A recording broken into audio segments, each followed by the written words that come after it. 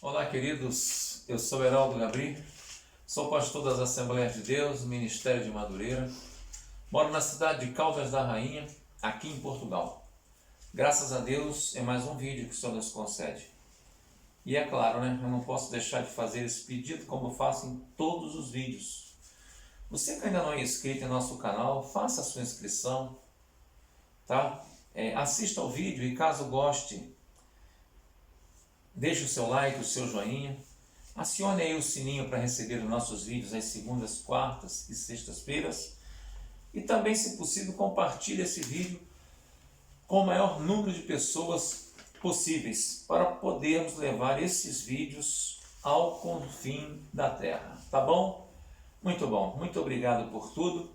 Vamos começar hoje a segunda parte do que nós tratamos na quarta-feira, falando sobre angústia. É um assunto muito autêntico, muito atual e um assunto que tem acontecido muito, tanto nos meios evangélicos quanto nos meios não evangélicos. A angústia, ela pode ser ligada também a causas psicológicas, tá? Como complexos, traumas de ambientes familiares, repressores ou desgastantes. Tudo isso leva a um quadro de angústia. A angústia só pode ser considerada uma doença quando surgem outros sinais associados com ela, como a falta de concentração, uma tristeza permanente, inquietação, pensamentos negativos e outros. As pessoas que apresentam um quadro de angústia e não têm acompanhamento profissional desenvolvem outros distúrbios emocionais, como cansaço físico e mental, comportamento inadequado e uma muito baixa autoestima. A angústia é uma emoção que está à frente de um acontecimento, de uma circunstância, ou que ocorre por consequência de lembranças traumáticas. Por fim, a angústia também pode acontecer em estados de paranoia, onde a percepção da realidade é distorcida. Eu estou lendo isso aqui porque eu peguei isso sobre angústia num quadro de alguns psiquiatras e eles descreveram esses quadros de angústia.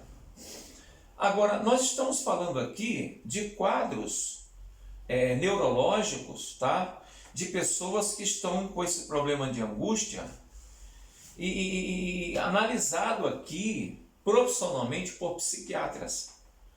Eu não sou psiquiatra, falei isso no último vídeo, volto a dizer, não sou psiquiatra, não estudei psiquiatria, sou um pastor das Assembleias de Deus, tá? Do Ministério de Madureira, e como pastor evangélico, eu quero tratar do assunto angústia à base e à luz da Bíblia.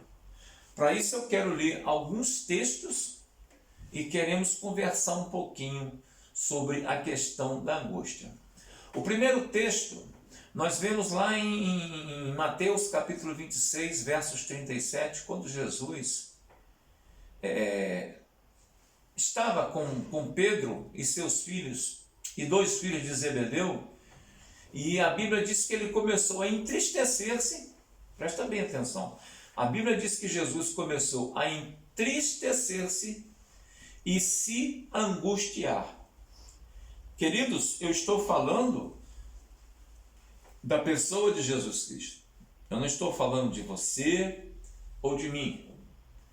Jesus, estando acompanhado de Pedro e 2 filhos de Zebedeu, a Bíblia diz no capítulo 26, no versículo de número 37, que ele começou a ficar triste e a ter angústias.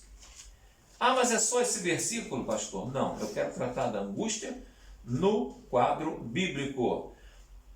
Marcos, Evangelho de Marcos, capítulo 14, versículo 33, o evangelista Marcos trata o mesmo assunto, falando de forma diferente. E levou consigo Pedro, Tiago e João, e começou a ficar aflito e angustiado.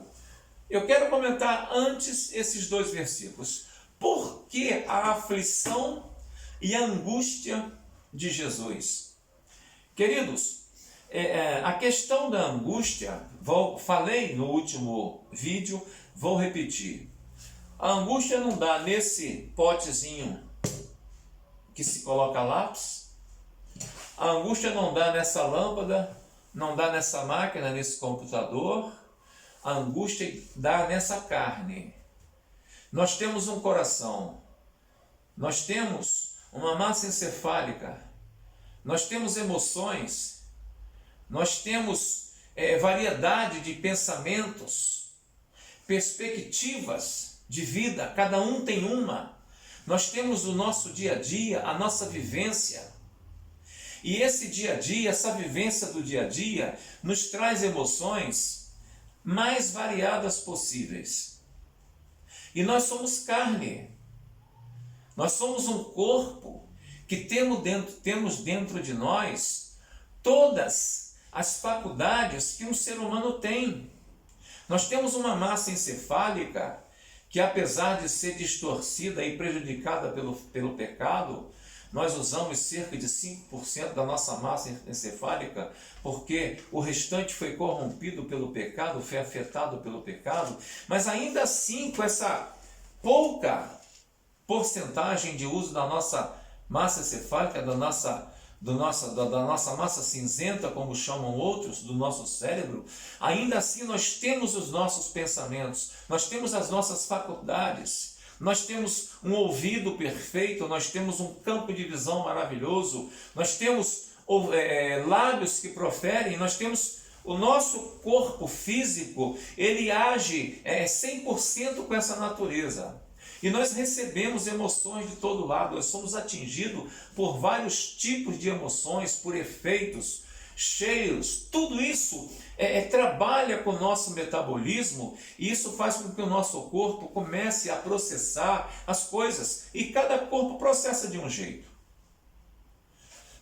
Nós vemos aqui o quadro de Jesus, sabendo o que havia sido traçado por Deus, planejado por Deus para ele sabendo ainda que era 100% homem, que era 100% Deus, estava chegando o momento dele passar por aqueles momentos terríveis da cruz.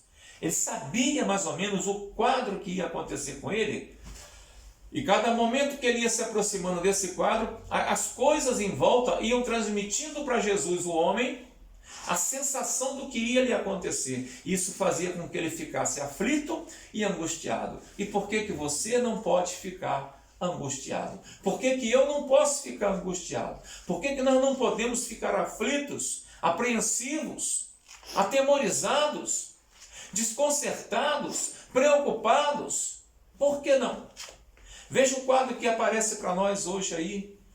Essa questão do coronavírus, talvez daqui a 5 anos você ouvindo ou assistindo esse vídeo, você não vai nem se lembrar mais do que seja coronavírus, mas olha o que está acontecendo aí. Olha, isso está se transformando numa grande pandemia e muitas pessoas não estão se apercebendo do mal que estão correndo, do perigo, que estão correndo.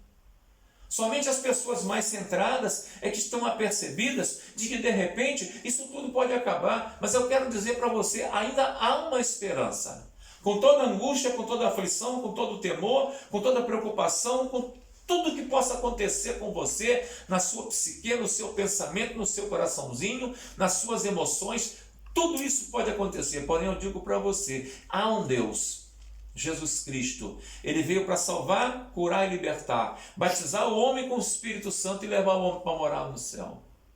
Angústia, todos nós temos. Vou continuar lendo aqui, Lucas capítulo 12, verso de número 50. Olha o que Jesus fala. Ele fala prefiguradamente, mas olha o que ele fala. Mas tenho que passar por um batismo. E como estou angustiado até que isso se realize. Olha só. Jesus, querido, Deus, Jesus, ele volta a falar para você, Lucas 12:50, mas tenho que passar por um batismo. E como estou angustiado até que esse batismo se realize. Bom, mais, Lucas 21, 21, 23. Lucas 21, 23. Olha o que ele diz. Como serão terríveis aqueles dias para as grávidas e para as que estiverem amamentando. Haverá grande aflição na terra e ira entre este povo. Já Jesus falando acerca dos tempos futuros, dos tempos vindouros, quando tudo terá passado e o mundo entrar em um processo de angústia por causa do período tribulacional. Olha só, Lucas 22, 44 diz o seguinte: estando angustiado, no caso Jesus, ele orou ainda mais intensamente, e o seu suor transformou-se como gotas de sangue que caiu no chão. A angústia de Jesus, a aflição de Jesus, o temor, a preocupação, a atmosfera que envolvia Jesus, levou a ele a uma angústia tão profunda, que ele começou a orar tão intensamente, que o suor dele começou a transformar-se em gotas de sangue. Vou ler mais um pouquinho. Olha o que Paulo fala. Olha o que Paulo fala em Romanos 8,35. Quem nos separará do amor de Cristo? Será a tribulação? Ou angústia? Ou perseguição? Ou fome? Ou nudez? Ou perigo? Ou espada? Diga-se de passagem, aqui quando se fala em espada, não é só a espada que mata, não, a espada que separa. Quem poderá nos separar do amor de Deus? A tribulação, a angústia que você está passando hoje, ela não pode te separar do amor de Deus. Pelo contrário, ela pode sim te levar a uma questão da seguinte forma: opa, peraí, eu estou angustiado, Jesus esteve angustiado. E o que Jesus fez quando esteve tremendamente angustiado? Correu para a oração. Corra para a oração, busque socorro em Deus. A angústia vai vir, a tribulação vai vir, a aflição vai vir, os momentos de prova vai vir. Você vai ficar angustiado ao extremo, mas você vai orar a Deus, o Deus da palavra vai te responder com o refrigério e você vai ultrapassar esses momentos e vai sorrir lá na frente, porque a vitória é certa. Para terminar, eu quero ler aqui em Apocalipse capítulo 18, verso de número 7. Olha o que fala em Apocalipse. Façam-lhe sofrer tanto tormento e tanta aflição, como a glória e o luxo a que ela se entregou. Em seu coração ela se vangloriava. Então, sentada como rainha, não sou viúva e jamais terei tristeza. Falando na questão da igreja e na questão da igreja como vencedora.